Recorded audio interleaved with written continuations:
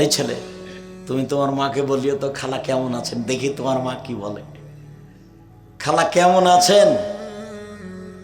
এই দাঁত খুলে দেবো একবারে। খালা বলছিস না মানে আম্মা আপনি তো বুঝলাম না, কই আপনি তো কোনোদিন আমাকে ডান হাতে পানি পান করার কথা বলেননি। কই আমার আপুর তো নখ বড় বড় আছে, কিছুই বলেন না আপনি। কই আপনি তো একদিনও দুধ খাওয়ার সময়তে বিসমিল্লাহ বলেন, তা তো আমার মনে হয় না। আপনি তো দরজা জ্বালানা বন্ধ করার সময় বিসমিল্লাহ বলেন না। শিষ্টাচার কি জিনিস আম্মা? আব্দুর রাজাক সাহেব তো বললেন যে বাল্বটা অফ করার সময় বিসমিল্লাহ বলতে হবে, শিষ্টাচার। তো শিষ্টাচার কি আম্মা? তা আসলে কি আপনি আম্মা না আপনি খালা? দেখো একবার বাড়িতে তোমরা পরিচর্যা করে তোমার বাপের সামনে করো। এমনি জীবন কাটছে পশু প্রাণীর মতো, গরু ছাগলের মতো খায় হাগে দিন কাটায় এমনি। আহলে হাদিস হলে কি হবে? জোর করে আমিন বললে হবে? দল সংগঠন করলে হবে? দল সংগঠন করতে গিয়ে তো তুমি একজনকে ভালোবেসেছো আর একজনকে খারাপ বেসেছো। আমি এক মাওলানাকে বলছি, মাওলানা সাহেব আসেন জামিয়া সালাফি সম্মেলন করার জন্য, কালকে আসেন। আপনি আসতে পারবেন না। তা আসতে পারবেন না বলতে বলতে বলছি আপনার বাপও পারবে না। তাই বলছি আমি। তার মানে পারবে না নিশ্চিত। বলছি আপনার বাপও পারবে না, আমাকে ডাকেন কালকে, মুচিতে ডেকে পাঠাইন। আব্দুর রহিক সাহেব, মুচি এসে বলবে আব্দুর রহিক সাহেব, হ্যাঁ মুচি বলো। বলে আপনাকে অমুক প্রোগ্রামে ডেকেছে। হ্যাঁ ঠিক আছে, বলে দিয়ে যাচ্ছে। তুমি পরীক্ষা করে দেখো না আমাকে।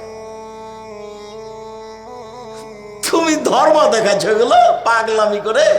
তোমার ভিতরই খারাপ, তোমার খাসলত খারাপ, তোমার স্বভাব খারাপ, তোমার অভ্যাস খারাপ। জাতিকে তুমি ধ্বংস করেছো, তুমি ধর্ম দেখাচ্ছ। জোর করে আমিন বলে তোমাকে ধর্ম দেখাচ্ছ। তোমাকে আমি অক্ষরে অক্ষরে চিনি। আমি 90 সাল থেকে মাঠে আছি বেটা। কতদিন থেকে? 90 সাল থেকে 35 বছর চলছে। জাতির কোনোদিন প্রতিশোধ নিনি।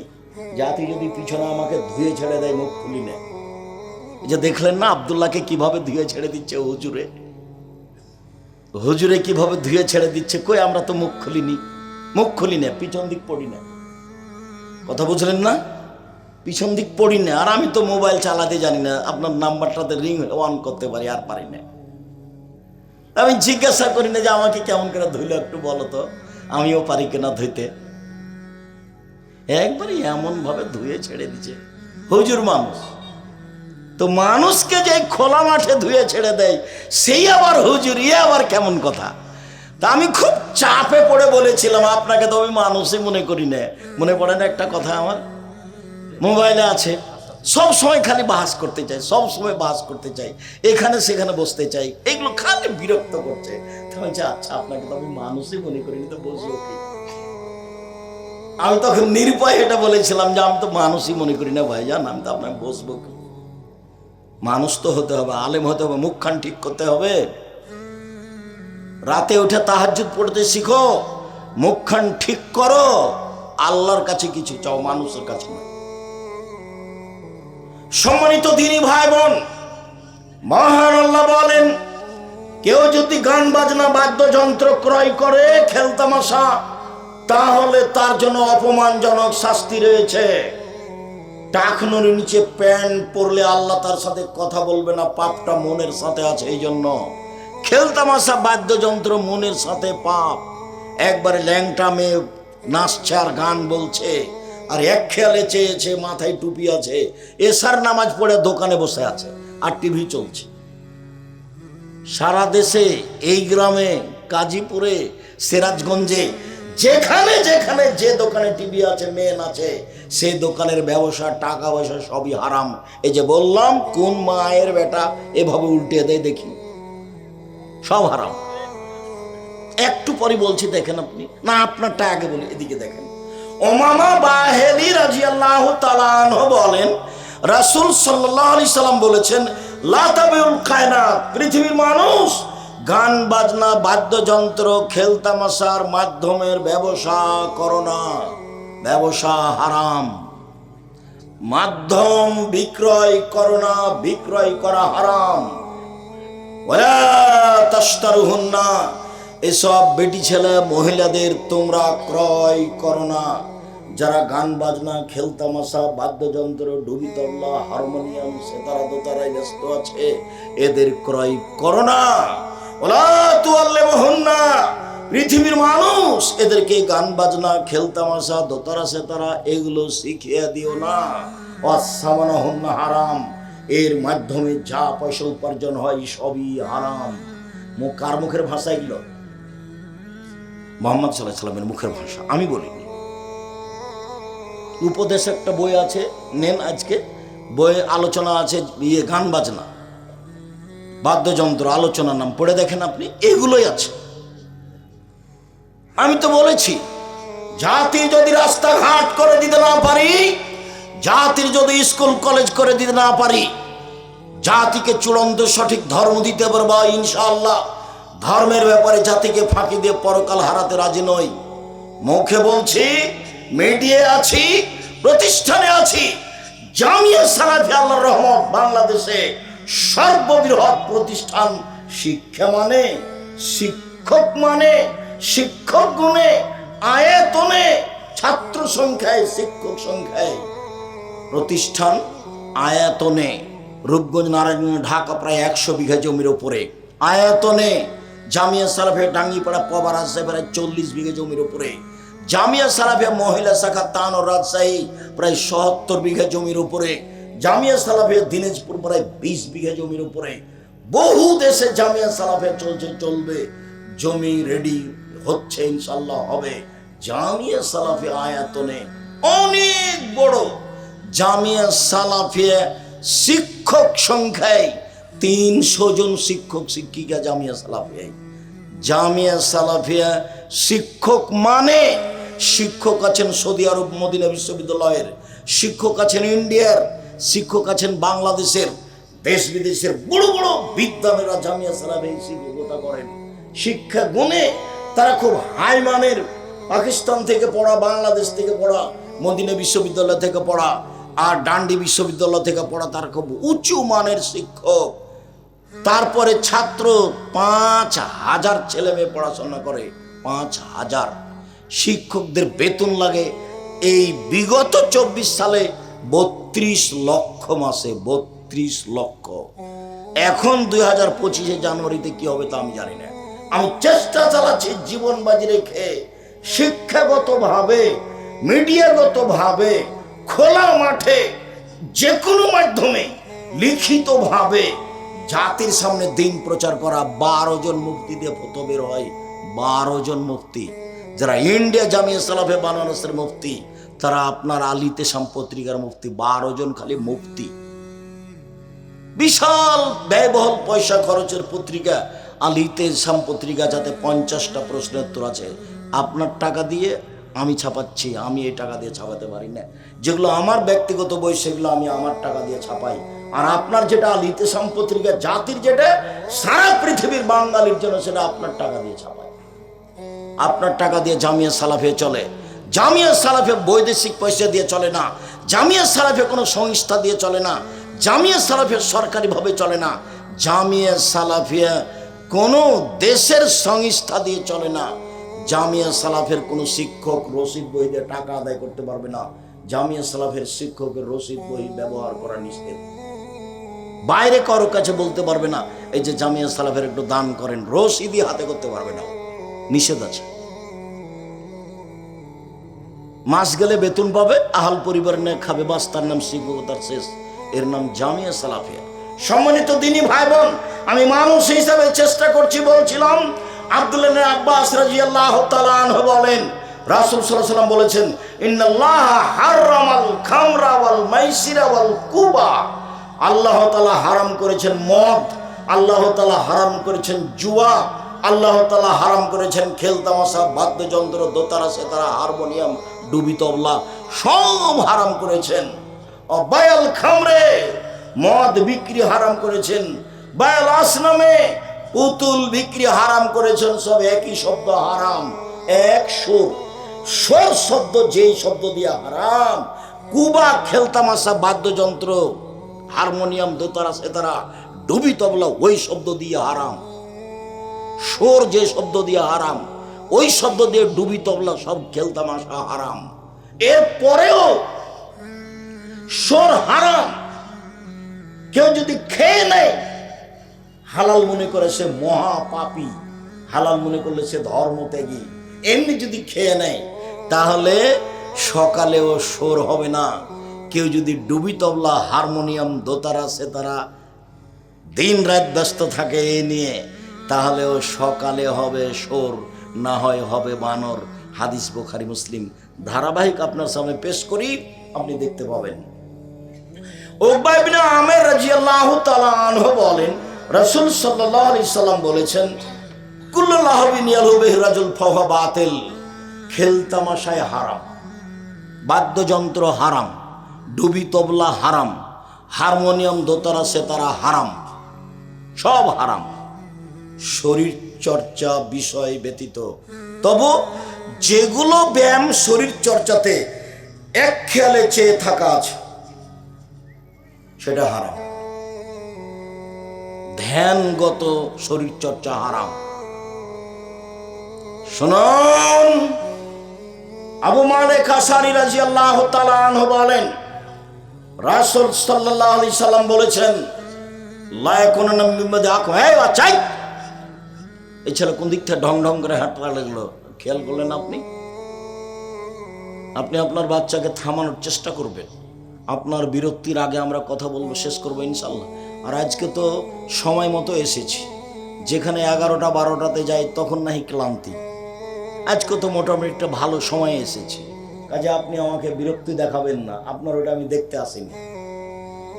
আপনাকে আমি ভালোবাসি, আপনি কিছু সময় অপেক্ষা করবেন, এটা আমি চাই, একটু কষ্ট হলেও। আমার উম্মত জেনাকে হালাল মনে করবে, 1 2। আমার উম্মত রেশমি কাপড়কে হালাল মনে করবে, 3। আমার উম্মত মদকে হালাল মনে করবে, 4। আল মাযিব, আমার উম্মত গান বাজনা, খেলতামাশা, বাদ্যযন্ত্রকে হালাল মনে করবে। প্রায় সব মোবাইলেই বাজনা বাজে, প্রায় সব দোকানেই বাজনা বাজে, প্রায় সব বাড়িতেই বাজনা বাজে, প্রায় সব মোবাইলে মেয়ে নাচে, প্রায় সব মোবাইলে সব দোকানে মেয়ে নাচে, প্রায় সব বাড়িতে মেয়ে নাচে। আল্লাহ নবী বলছেন, আইনানে তাজনিনে জেনা হুমান নাজর, 2 চোখের জেনা হচ্ছে চোখ দিয়ে দেখা। ওলোজনানে জেনা হুমাল ইস্তেমা, 2 কানের জেনা হচ্ছে কান দিয়ে শোনা। অলিয়াত জেনা হাল বাদশ, হাতের জেনা হচ্ছে হাত দিয়ে ধরা। জেনার রিজলাল মাসি, পায়ের জেনা হচ্ছে এই পথে চলা। জেনাল কালব তাতামান্না তাস্তাহি, অন্তরের জেনা হচ্ছে পরিকল্পনা করা। জেনাল লিসান নুতক, জিহ্বার জেনা হচ্ছে মোবাইলে কথা বলা। দিন রাত তুমি জেনার কথা মোবাইলে বলো, তুমি মনে করো কেউ দেখে না? যিনি সৃষ্টি করেছেন তিনি দেখেন, সব লেখা হচ্ছে। কানের জেনা, চোখের জেনা আমি মুহাম্মদ সাল্লাল্লাহু আলাইহি সাল্লাম আমি বলিনি, মুহাম্মদ সাল্লাল্লাহু আলাইহি সাল্লাম বলেছেন। দিন রাত তুমি ল্যাংটা মেয়ে দেখে চক্ষু ঠান্ডা করে, কলিজা ঠান্ডা করে, জানটা সহাত করে জান্নাতের মেয়ে উপভোগ করতে চাও। জান্নাতের মেয়ে অত সহজ? আল্লাহ চ্যালেঞ্জ করে বলেছেন, জান্নাতের মেয়েদেরকে পুরুষ কোনোদিন স্পর্শ করেনি, জিন কোনোদিন স্পর্শ করেনি। ওরা এত সুন্দরী, ওরা এত সুন্দরী, ওদের দেখে মনে হবে ঝিনুকের মধ্যে লুকানো মুক্তা। ওদের মাথায় চুল হবে লম্বা লম্বা, কোঁকড়া কোঁকড়া, কুচকুচে কালো। ওদের চক্ষু হবে টানা টানা, লম্বা লম্বা, ডোরা ডোরা, ডাগর ডাগর। সুন্দরী হওয়ার জন্য যা পথ ঘাট আছে সব তাদের কাছে থাকবে, তারা জান্নাতে প্রস্তুত। আপনি এইসব মেয়ে ভোগ করতে চান তাহাজ্জুদ পড়ে, আবার তাহাজ্জুদ পড়তে উঠে অজু করে মনে করছে দেখি তো এখন টিভিতে কি আছে, বিশাল টিভি, টিপতে ল্যাংটা মেয়ে চলে এসেছে। তারপরে এখন এদিকে গল্প দেখতে দেখতে আজান হয়ে গেছে, ফজর, তাহাজ্জুদ পড়া হয়ে গেল। এশার সালাত আদায় করে এসে দোকানে বসে আছে, মাথায় টুপি আছে। আচ্ছা, এটা কেমনে হয়? আপনার শরম হয় না কেন? আপনার হায়া হয় না কেন? আপনার লজ্জা হয় না কেন? আপনার ইতস্তবোধ হয় না কেন? আপনার বোধোদয় হয় না কেন? আপনি নিজেকে মানুষ মনে করেন না কেন? এটা কি, কেমনে চলে? আল্লাহ হায়াউনাল ঈমানুল ফিল জান্নাহ, লজ্জাই হচ্ছে ঈমান, ঈমানই হচ্ছে জান্নাত। লজ্জাই হচ্ছে ঈমান, ঈমানই হচ্ছে জান্নাত। লজ্জা নেই যার, ঈমান নেই তার। ঈমান নেই যার, লজ্জা নেই তার। সব নবী একটা কথা বলেছেন, একটা বাক্য সব নবী। এই বাক্য ইব্রাহিম আলাইহিস সালাম বলেছেন, এই বাক্য আদম আলাইহিস সালাম বলেছেন, এই বাক্য নূহ আলাইহিস সালাম বলেছেন, এই বাক্য মুহাম্মদ সাল্লাল্লাহু আলাইহি সাল্লাম বলেছেন কি, এজালাম তাস্তাহি ফাসনামা সেতা। এই শোনো, যখন তুমি লজ্জা করবে না তখন তুমি সবই পাপ করতে পারো। যখন তুমি লজ্জা করবে না তখন তুমি সবই পাপ করতে পারো। যখন তুমি লজ্জা করবে না তখন তুমি সবই পাপ করতে পারো। এই কথা কোন নবী বলেছেন? সব নবী বলেছেন, সব নবী, আদম থেকে নিয়ে মুহাম্মদ সাল্লাল্লাহু আলাইহি সাল্লাম পর্যন্ত। তা আমি মাথায় টুপি দিয়ে এখানে বসি, যারে প্রতি বছর হজ করে, রামাজানে উমরা করে, বাড়ি তো কাজীপুর সিরাজগঞ্জে, ধনী বাড়ি, টিন দিয়ে ঘেরা হলে কি হবে, টাকার অভাব নাই।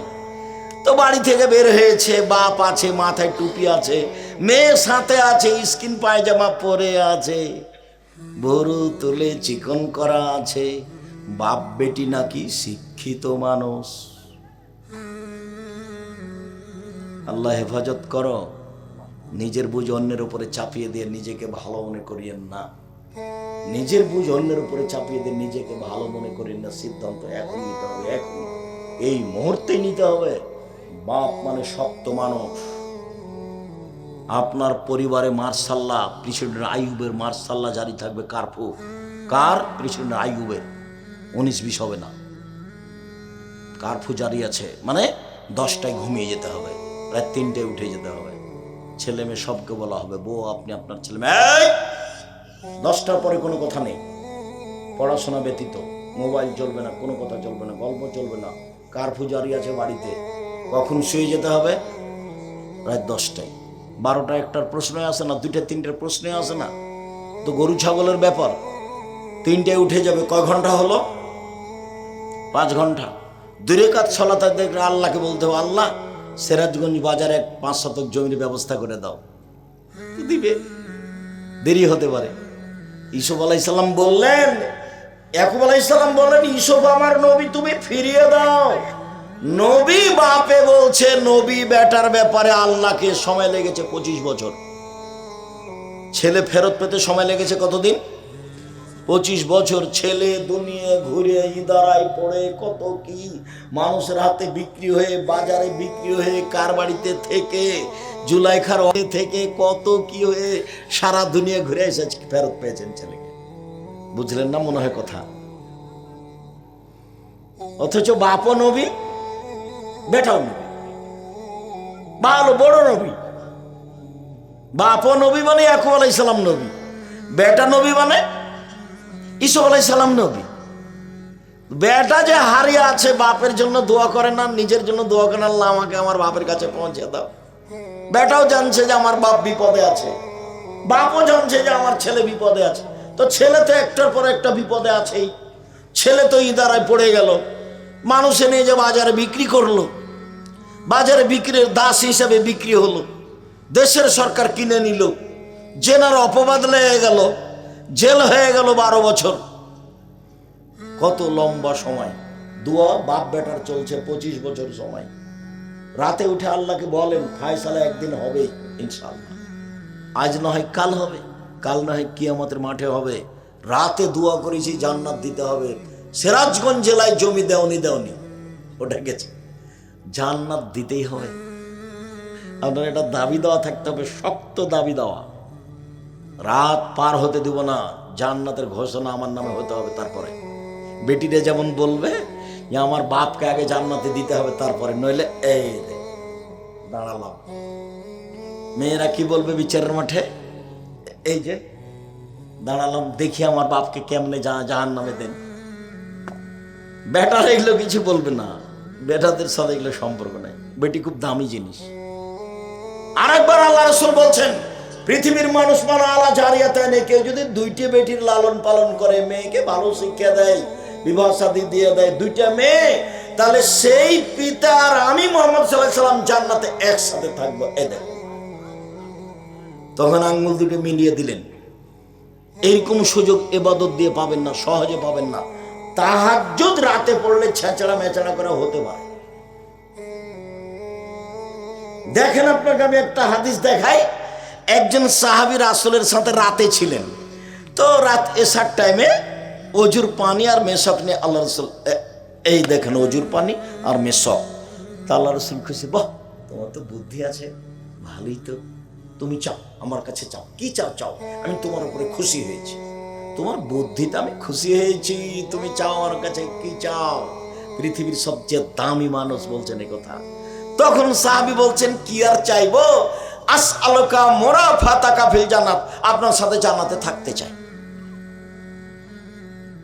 তখন আল্লাহ রাসূল বলছেন আওয়া গায়রা জালেক, না না না না না, এটা নয় এটা নয় এটা নয়, অন্যটা চাও অন্যটা চাও অন্যটা চাও। তখন সাহাবী বলছেন হোয়া যাকা, এটাই চাই। আল্লাহ রাসূল বলবেন যে ঠিক আছে দেখে নিব, এই কথা বলবেন। বলছেন না না না, আইন আলা কাসরাতি বিকাসরাতি সুজুদ, তুমি একটু তাহাজ্জুদ পড়ে পড়ে আমাকে সাহায্য করো, আমি যেন তোমাকে সাথে রাখতে পারি, তুমি আমাকে সাহায্য করো। লোকটা মুহাম্মদ সাল্লাল্লাহু আলাইহি সাল্লামকে সাহায্য করবে কি দিয়ে? তাহাজ্জুদ পড়ে। আর আল্লাহ নবী বলছেন বাস দুটা বেটি আদর যত্ন করে মানুষ করবো, শিষ্টাচার শিখিয়ে দিব, বিবাহ শাদী দিয়ে দিব এখন নবীর সাথে জান্নাতে। এইভাবে একবারে চাপা ধরে আছে। আর এতিম লালন পালন করলে নবীর সাথে থাকা যায়, তবে এইভাবে থাকা আছে। বুঝা যায় না কি কথা? আচ্ছা, মহিলাদের ওখানে প্রজেক্টটা দেওয়া আছে। মহিলা মানুষ আপনি গল্প করছেন নাকি? সিরাজগঞ্জের মহিলারা তো অত অভদ্র নয়, বুদ্ধি রাখে ভালো। কথা বলিয়েন না, চুপচাপ থাকেন। এই মেয়ে কার সাথে গল্প করছিল তখন? শরম হয় না কেন? তোমার কথাই তো বলছি, শরম করো না কেন? দিনী ভাই দিনী বোন কিছুক্ষণ অপেক্ষা করেন। রাসূল সাল্লাল্লাহু আলাইহি সাল্লাম বলেন লাইশার লা ইয়াসরাবান্নান নাসু আল খামরা ওয়াইসমুনা হাবেগারে ইসমিহা, পৃথিবীর মানুষ শুনে রেখো, আমার উম্মত মদ খাবে নাম দিবে অন্য, আমার উম্মত মদ খাবে নাম দিবে অন্য। আমি বলেছি 30 বছর থেকে বলে আসছি, সেটা হচ্ছে ঠান্ডা পেপসি, কোকাকোলা আর সি। যারা অন্য বলেছে তারা প্রমাণ পেশ করতে পারেনি। 1 2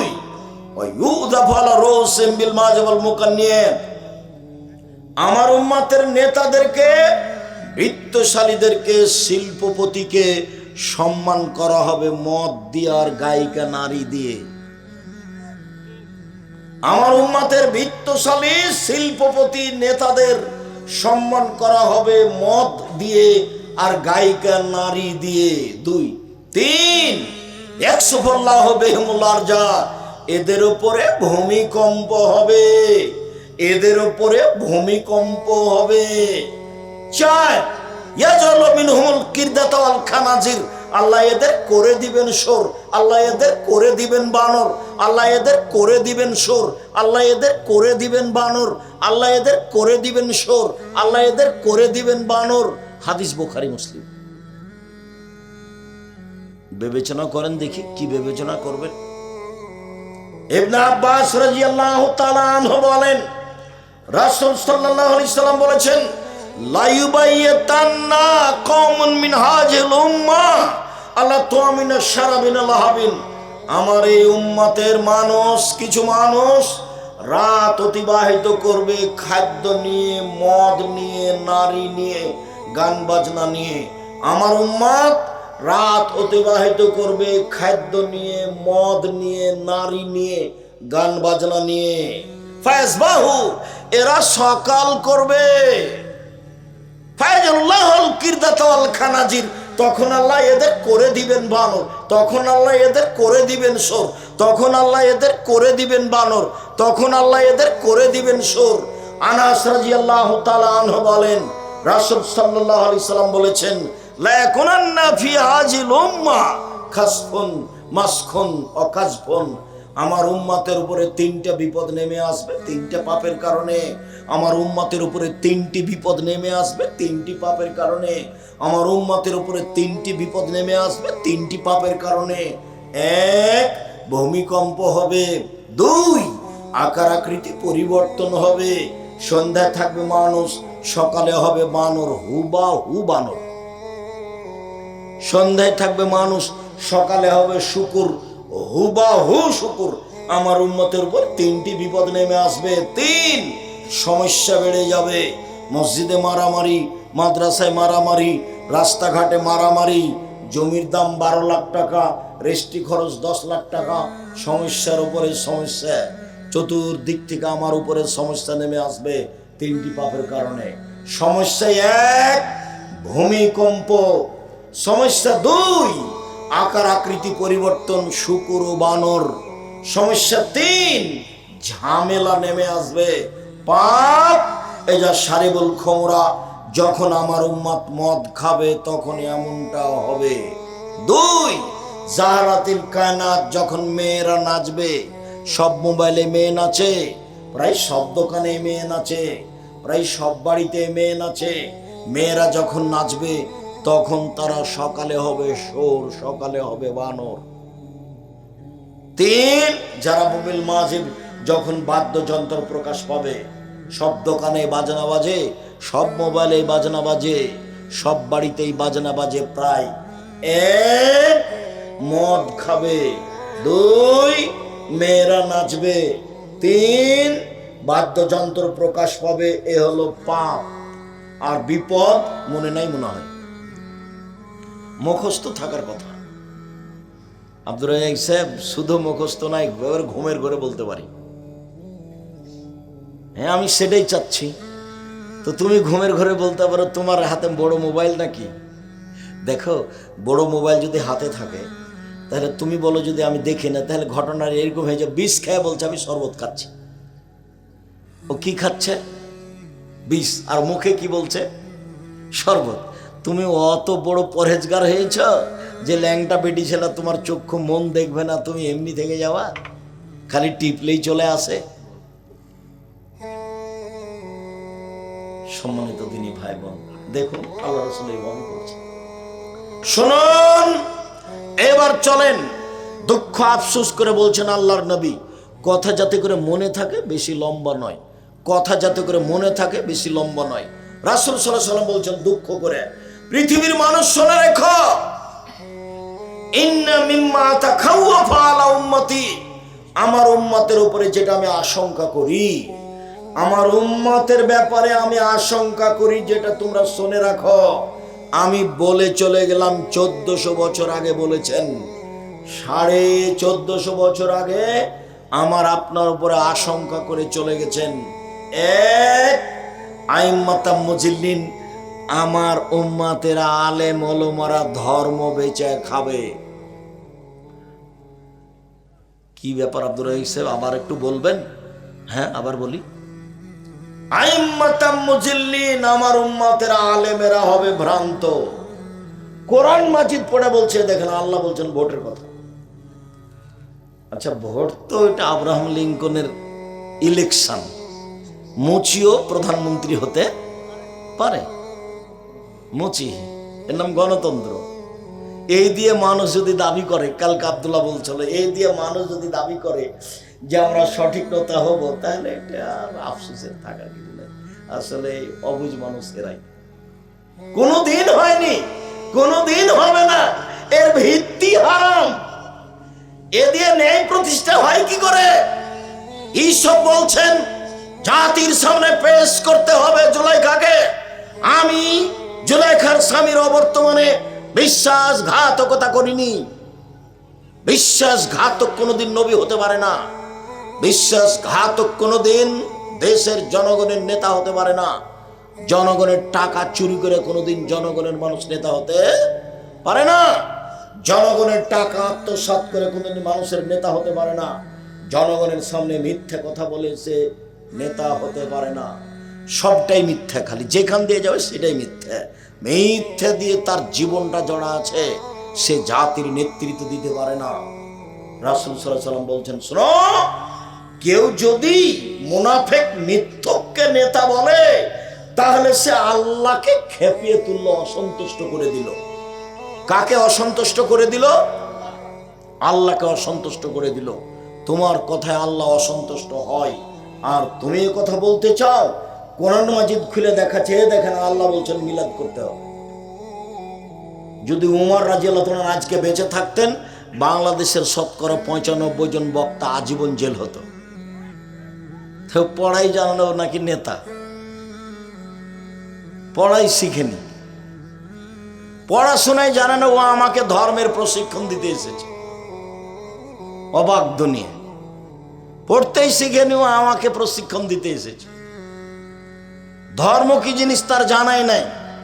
দিন শব্দের বিস্তারিত বিবরণ দিতে পারবে না। দিন, দাল দালিয়াজের দিন উদপেশ নুন, দিনুন, দাল ইয়া নুন, 3টা অক্ষর আছে, তার নাম হলো দিন। দেখিয়ে বিশ্লেষণ দেন তো কি জিনিস, ওকে বলবে যে তোমাকে প্রশিক্ষণ দিতে এসেছে ধর্মের নামে। আমার উম্মত ধর্ম বেচা খাবে, আমার উম্মত বিকৃত ধর্ম প্রচার করবে, আমার উম্মতের আলেমেরা হবে ভ্রান্ত, আমি আশঙ্কা করে গেলাম। 2,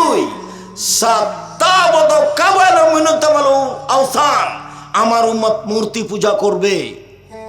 বৃত্তশালীর বাড়িতে গেছি, মার ছবিকে সুন্দর করে একবার ভালো ভাঙিয়ে রেখেছে তৈরি করে, কাট দিয়ে। আমার আম্মাকে আমি ভালোবাসি, দেখেন আমার আম্মাকে আমি সবসময় পাশে রাখি। কি বলবেন তাকে? তখন আমি শোনালাম, তাহলে শোনেন। আমি একদিন ঢাকা শহরে এক এমপির কাছে গেছি কাজে, তো এমপি সাহেবকে বলছি, ভাইজান ছবিটা একটু সরিয়ে রাখেন, নিচে রাখেন, উল্টে রাখেন। তখন এমপি সাহেব বলছেন যে আমি খাঁটি আহলে হাদিস। এমপি সাহেব কি বলছেন? আমি খাঁটি আহলে হাদিস। তো আমি বললাম যে ভাইজান পাশে মূর্তি রেখে কি খাঁটি আহলে হাদিস হওয়া যায়? এ কোন কথা? খাঁটি আহলে হাদিস চট করে মাথায় আঘাত করছে। একটু আমি বলি, দিনাজপুরে শহরে প্রোগ্রামে গেছি, এক মৌলানা বসে আছেন ঘরে, আর চতুর্দিকে ছবি মূর্তি সাজানো আছে। তো আমি সালাম, আসসালামু আলাইকুম ভাইজান, ইন্না লিল্লাহি ওয়া ইন্না ইলাইহি রাজিউন, আপনি এই ঘরে? তো বলছে, আরে আপনি মুহাদ্দিস মানুষ, আমাকে কথা বলছে। তো আমি পাল্টা ঘুরে বলছি, এই ছেলে, রিক্সা কোথায়? আমি এখানে বসবো না, চলো চলো এখন গাড়ি ধরে রাজশাহী চলে যাবো। তো ওরা তাড়াহুড়া করে যে বাড়িতে ছবি মূর্তি নেই সেখানে নিয়ে গেল। নোয়াখালীতে এক বাড়িতে গেছি, তো মৌলানা সাহেব ঘরে বসে আছে, সেই ঘরের ভেন্টিলেটার সব ঘোড়া দেওয়া আছে। ভেন্টিলেটার বুঝেন আপনারা, সব ঘোড়া দেওয়া আছে। তা বললাম যে ভাইজান আমি তো এই ঘরে বসবো না। তো মৌলানা সাহেব বসে আছে, মৌলানা আবার খুব দামি মৌলানা আপনাদের। তো কি ব্যাপার, কি করতে হবে? সব ভেন্টিলেটর ভেঙে দিতে হবে। সব ভেঙে দিল। তখন আমি বসলাম, এই যে আপনাদের এখানে কোন বাড়ি দিয়ে কখন এসেছিলাম, এ আছে খাটে, খাটে এও আছে ময়ূর, 2 দিকে ময়ূর আছে। তো জি না, আমি এই ঘরে থাকবো না, এই খাটও থাকবো না। কি করতে হবে? ময়ূর কেটে দিতে হবে, দান নিয়ে যাই করে সবকে কেটে দিতে। ঠিক আছে, জীবনটা আমার এইভাবে গড়ানো আছে। কই কোনোদিন আমি পিছে হটিনি, পিছে হটা লাগে না, আমি বুঝতে পারি না। যারা খুব বিত্তশালী তাকে আমি দেখি যে ও স্যান্ডেল নিয়ে বের হচ্ছে, আমার স্যান্ডেল নিয়ে বের হচ্ছে, যেটা আপনি স্বপ্নে ভাবতে পারবেন না। আমার নিজের প্রয়োজন আমি কোনোদিন মানুষের কাছে চাইনি। আল্লাহ ওইভাবেই নিয়ে যাচ্ছেন। দোয়া রাখবেন যেন আল্লাহ জামিয়া সালাফে কবুল করেন। আমি বলেছি আমার ভুলের কারণে জামিয়া সালাফের ক্ষতি হয় না। আমি যদি ভুল করে থাকি তাহলে আমি বুঝতে পারিনি, সেজন্য করেছি। এর জন্য তুমি জামিয়া সালাফের ক্ষতি করতে পারবা না। যদি আমার কোনো ত্রুটি থাকে আমি বুঝতে না পারি, তাহলে আমি বেতন নিই না, এইটাতে তুমি আমাকে পার করে দেবে। আমি যদি বুঝতে না পারি, আমার দ্বারা কিছু ক্ষতি হলে জামিয়া সালাফের, তাহলে তুমি আমার শ্রম দিয়ে আমাকে পার করে দিও। আমি নিজে শুনে সজ্ঞানে জেনে শুনে সজ্ঞানে আমি জামিয়া সালাফের ক্ষতি করতে রাজি নই। সম্মানিত দিনী ভাই বোন, 3 আমার উম্মত হিন্দুদের সাথে মিশে যাবে। লোকটা ওর মাকে রেখে খুশি হচ্ছে, তো মূর্তি, ও ঘরেও তাহাজ্জুদ পড়ে, ওর মা ওখানে আছে। আমি বললাম যে দেখেন, কুসন্তান কে জানেন? যে বাপ মায়ের ছবিকে সুন্দর করে সাজিয়ে সম্মান করে, ও হলো কুসন্তান। সুসন্তান কে জানেন? সুসন্তান হলো বাপকে মাটি দিয়ে বাড়িতে এসে পাসপোর্ট সাইজের একটা ছবি ছিল হজ করার জন্য, ওইটাকে ছিঁড়ে টুকরা টুকরা করে ফেলে কবরের পাশে গিয়ে হাত তুলে দোয়া করছে, এ হলো সুসন্তান। শুনুন, আমার উম্মত হিন্দুদের সাথে মিশে যাবে। 10-20 বছর আগে গান বাজনা কাদের বাড়িতে হতো গো? হিন্দুদের বাড়িতে। পাড়ার লোকেরা দৌড়িয়ে যেত তাদের গান বাজনা শুনতে। এখন তার যাওয়া লাগে না, আপনার বাড়িতে বেশ সুন্দর চলছে। আমার উম্মাত হিন্দুদের সাথে মিশে যাবে। এক, ভ্রান্ত হুজুর। দুই, মূর্তি পূজা। তিন, হিন্দুদের সাথে মিশে যাবে। আলোচনার শেষে চলে আসছি। সম্মানিত দিনী ভাই বোন, আমার উম্মত ইহুদি খ্রিস্টান যা করেছে তাই করবে। আমার উম্মত ইহুদি খ্রিস্টানদের সাথে মিশে যাবে। পোশাক আশাকে, চুল ছাঁটাতে, জুতা স্যান্ডেলে, শিক্ষা প্রতিষ্ঠানে, খাতা কলমে, চাল চলনে, আচার আচরণে, খাওয়া পান করাতে, কথাবার্তাতে, সব জায়গাতেই হিন্দুদের সাথে মিশে যাবে। আমি চাচার সাথে, ছেলের চাচার সাথে বাড়িতে ঢুকছি লন্ডনে। এবার ছেলে বাড়ির ভিতর থেকে আসছে, চাচার ভাতিজাই সামনাসামনি দেখা। ভাতিজা বলছে গুড মর্নিং, চাচাও তাই বলল। এবার খেতে বসলাম যখন, তখন আমি বললাম ধর্ম বিক্রি করতে লন্ডনে আসিনি, আদর্শ বিক্রি করে খেতে লন্ডনে আসিনি। আমার আদর্শ দেখা হলে আসসালামু আলাইকুম। ছেলে বলবে আসসালামু আলাইকুম, বাপে কি বলবে? ওয়ালাইকুম আসসালাম। এই ছেলের দাদা হাফেজ, মসজিদের ইমামতি করার জন্য হাফেজ হিসাবে বাংলাদেশ লালমনিরহাট আপনার ওই কুড়িগ্রাম থেকে গেছিল, ওই দেশে কুড়িগ্রাম থেকে। ওখানে বাড়ি করে এখন আছে ছেলেরা 4-5টা, ওখানে এভাবে দিন কাটায়। এখন তার ছেলেরা এইভাবে দিন কাটাচ্ছে। আমার উম্মত ইহুদি খ্রিস্টানের সাথে মিশে যাবে।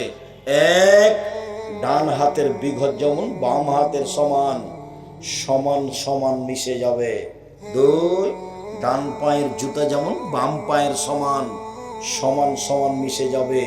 ওরা যা করবে আমার উম্মত তাই করবে। বলতে বলতে ভাষাগত নিচে নামতে লাগলেন। নামতে নামতে বলছেন ইহুদি খ্রিস্টান যদি মায়ের সাথে জেনা করে থাকে, আমার উম্মত মায়ের সাথে জেনা করবে। আসলে মুখের ভাষা। ওরা যদি মায়ের সাথে জেনা করে থাকে, আমার উম্মত করবে। তাহলে মাথার চুল এইভাবে আমার ছেলে ছাঁটতে শিখলো কিভাবে? ওপরে চুল আছে, সব চাচা আছে, এটা কি? আমার ছেলেটা ছাঁটবে কেন?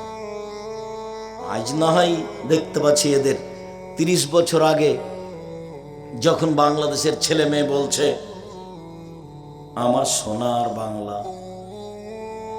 ওমা তোমার আকাশ, ওমা তোমার বাতাস। দেখেন ঠাকুর তো বলছে ওমা তোমার আকাশ তোমার বাতাস, তা আমি বলছি তো তোর বাপের আকাশ। ঠাকুর তার গানে বলেছে ও কালিমা তোমার আকাশ, ও কালিমা তোমার বাতাস। ঠাকুর বাংলাদেশের শত্রু, ঠাকুর মুসলমানের শত্রু, ঠাকুর বাংলা ভাষার শত্রু, ঠাকুর ঢাকা বিশ্ববিদ্যালয়ের শত্রু, ঠাকুর জাতির শত্রু, ঠাকুর খ্রিস্টানদের সবচেয়ে বড় দালাল। যেদিন আমরা মুসলিম পুরুষ নারী ইংরেজদের হাতে নির্যাতিত হয়ে জেলে, তখন ঠাকুর লন্ডনে থাকে। ঠাকুর এ দেশের মাটির সবচেয়ে বড় দালাল। সেই ঠাকুর দালালের গান আমার ছেলে মেয়ে বলে ওমা তোমার আকাশ, ওমা তোমার বাতাস। আমি বললাম তোর বাপের আকাশ। একজন মুসলমানের ইতর শ্রেণীর সন্তান সিলেট কোর্টে আমার নামে কেস করলো 5,000 কোটি টাকার। কেন? আব্দুর রাহিম সাহেব ঠাকুরের নিন্দা করেছে। আরে ঠাকুর ঢাকা বিশ্ববিদ্যালয়ের বিরোধিতা করে খারাপ হলো না? ঠাকুর তোমাকে এখানে জেলে রেখে নির্যাতন করে দালালি করে লন্ডনে গিয়ে থাকে, সেটা তোমাকে খারাপ লাগলো না? তোমার ছেলে মেয়ের মুখে বললো তোমার আকাশ তোমার বাতাস, মানে কালিমায়ের আকাশ, কালিমায়ের বাতাস, ওর বাপের আকাশ। বাংলাদেশের পুরুষ নারীকে একবারে হিন্দুতে পরিণত করে দিল। তারপরেও ঠাকুর তোমার মিঠে। আমি তো কথা বলতে পারি না। আমি তো সেই 30 বছর আগে বলেছি বাংলাদেশে 71 সাল থেকে এখন পর্যন্ত কোনোদিন শিক্ষিত মানুষ শিক্ষামন্ত্রী হয়নি। ঠাকুরের কবিতাকে যে বিবেচনা করতে পারে না, সে আবার কিসের শিক্ষামন্ত্রী? একটা বই এখন আছে কিনা আমি বলতে পারছি না, শিক্ষা বনাম জাহেলিয়াত। 1 থেকে আপাতত 10 পর্যন্ত শিক্ষাকে নাকচ করা হয়েছে। আপনি দেখেন এখানে আছে, এই শিক্ষা নয়। বেগম রোকেয়া বলেছে অবরোধবাসিনী, বই লেখা হয়েছে কেন হব অবরোধবাসিনী। সে পর্দার এত তীব্র বিরোধী ছিল। 1 মিনিট, সিরাজগঞ্জ কথার কথা, সিরাজগঞ্জ ট্রেন স্টেশনে সিরাজগঞ্জ জেলার মেয়েরা হজে যাবে তো বেশি পর্দা করে। তখন দেবর ভাসুর স্বামীরাকে বলেছে গাড়ি আসতে দেরি আছে, আমরা কোথাও যাব না, তোমরা একটা বড় চাদর দিয়ে আমাদেরকে ঢেকে দাও। তো এখন তারা স্টেশনের প্ল্যাটফর্মে বড় চাদর দিয়ে ঢাকা আছে। এখন বেগম রোকেয়া নিন্দা করছে, দেখেন বেগম রোকেয়া নিন্দা করছে, ওই মেয়েগুলোর পাশ দিয়ে হাঁটছে। এবার স্টেশন মাস্টার পা দিয়ে লাথি মেরে দিচ্ছে, এগুলো কিসের বস্তা, এগুলো কিসের বস্তা। পর্দার নিন্দা করছে, পা দিয়ে লাথি মেরে বস্তা দেখাচ্ছে। কাপড় দিয়ে ঢাকা আছে, ওরা কারা? পরহেজার মহিলা যারা হজ করতে যাবে। তো বেগম রোকেয়া নকল করছে, স্টেশন মাস্টার দিয়ে কি দেখাচ্ছে, কিসের বস্তা এগুলো, পা দিয়ে লাথি মেরে দেখাচ্ছে। বেগম রোকেয়াকে তুমি পড়ো, আমি পড়িনি কোনোদিন। তোমার মিঠা হতে পারে ঠাকুর, আমার মিঠা নয়। জাতিকে যে কবর দিয়েছে সে কোনোদিন জাতির ভালো হতে পারে না। আমার ছেলে মেয়েকে যে মুশরিক করেছে সে কোনোদিন ভালো হতে পারে না। ঠাকুর জাতির শত্রু, ঠাকুর মুসলমানের শত্রু, ঠাকুর বাংলা ভাষার শত্রু, ঠাকুর ঢাকা বিশ্ববিদ্যালয়ের শত্রু, ঠাকুর বাংলাদেশের সবচেয়ে বড় দালাল। ঠাকুর আমাকে জেল হাজতে রেখে, আমার বোনকে, আমার মাকে, আমার বাপকে জেল হাজতে রেখে ইংরেজের হাতে তুলে দিয়ে ঠাকুর লন্ডনে বসবাস করে। তার গান কবিতা আমার ছেলে মেয়ে হিন্দু হওয়ার আশায় পড়ে। ক্ষমতা দেখে, দাপট দেখে বসবাস করবেন না। নেত্রীর বয়স যদি 45 মিনিট হয়, আপনারও ধ্বংস সুনিশ্চিত। কাজেই বাড়াবাড়ি করে, ক্ষমতা দেখিয়ে, মানুষকে অপমান করে, মানুষকে জেল হাজতে রেখে নিজেকে শিক্ষিত মনে করে, বিত্তশালী মনে করে 1 মিনিট কাটাবেন না। ফেরাউন 1500 বছর পরে ডুবে গেছে। 1500 বছর পরে ফেরাউন ডুবে গেছে। কাজেই উল্টা কর্মের ফল একদিন ভোগ করতে হবে। ইহকালও হতে পারে, পরকালও হতে পারে। সম্মানিত দিনী ভাই বোন, গান বাজনা, বাদ্যযন্ত্র, খেলতামাশার ফলাফল খুব বেশি খারাপ। এমন কোনো পাপ নাই দুনিয়াতে যেই পাপের শেষ ফলাফল বানর হওয়া, সোর হওয়া। 1 মিনিট, কথার শেষে যাওয়ার পূর্বে সব বই পুস্তক নিয়ে যাবেন। আব্দুল্লাহর ওই ফিলিস্তিন নিয়ে বই আছে, ব্যতিক্রম বই। তারপরে এখন সম্পাদকীয় আলিতে সম্পত্তির আব্দুল্লাহ লেখে। দেখেন এই মাসে দেশ নিয়ে অনেক গুরুত্বপূর্ণ কথা আছে, সম্পাদকীয় আব্দুল্লাহ লিখে। আর ওর তো বই আছে বুখারীর ব্যতিক্রম ব্যাখ্যা মিন্নাতুল বারী। তারপরে সজলের সাথে যে বাহাস করেছিল, সজল বলেছিল যে হাদিস মানা যাবে না, কোরআন মানতে হবে। সেই ঘটনা আপনাদের জানা আছে। এই বই পুস্তকগুলি আছে। আর আমি তো খাকসার সাধারণ মানুষ, সলাতের উপরে, নামাজের উপরে গুরুত্বপূর্ণ বই আছে। দুয়ার বইটা আছে, অন্যান্য কিছু বই আছে। আব্দুল্লাহ রাম্মার ওইটা বই, কেন এই নির্যাতন কি তার প্রতিকার, কেন হব অবরোধ বাসিনী, শিক্ষা বনাম জাহেলিয়াত, এগুলো আব্দুল্লাহ রাম্মার লিখা। আমার দিনী বোনদেরকে সকলকে পড়ার জন্য অনুরোধ জানাচ্ছি। সম্মানিত দিনী ভাই বোন, আমি আপনাদেরকে আলোচনার শেষে এসে অনেকটা কথা বলতে চেয়েছিলাম, এখন দেখছি না। 4টা জিনিস মনে রাখবেন। 1, 5 ওয়াক্ত সালাত, 2, হালাল রুজি, 3, কোরআন তেলাওয়াত, 4, আড্ডা পিটবেন না, দোকানে বসে সময় কাটাবেন না, কোনো জায়গাতে গল্প গুজব লিপ্ত হবেন না। একবার যদি মুখ ফসকে কারো বদনাম করেন তাহলে তাহাজ্জুদ পড়ে কুলাবে না, মুখ আপনাকে জাহান্নামে ঠেলে নিয়ে চলে যাবে। বাস দোকানে যাবেন, আসসালামু আলাইকুম, এই ছেলে লবণ আছে? জি আছে, 1 কেজি লবণ দাও। কাঁচামরিচ আছে? জি আছে, 200 কাঁচামরিচ দাও। বাস টাকা দেওয়া হয়েছে, আসসালামু আলাইকুম, গেলাম। এই পর্যন্ত দোকানের সামনে থাকবেন, এর চেয়ে বেশি নয়। সম্মানিত দিনী ভাই বোন, আমি সকল দিনী ভাই বোনকে 5 ওয়াক্ত সালাত আদায়ের আন্তরিকভাবে অনুরোধ জানিয়ে, ছেলে মেয়ের উপরে, আহাল পরিবারের উপরে সত্য থেকে শক্ত হওয়ার অনুরোধ জানিয়ে, মাকে সত্য মা হওয়ার দাবি জানিয়ে, খালা ফুফু সৎ মা না হওয়ার দাবি জানিয়ে আলোচনা শেষ করলাম। যাওয়ার পূর্বে সবাই বই পুস্তকগুলি দেখবেন।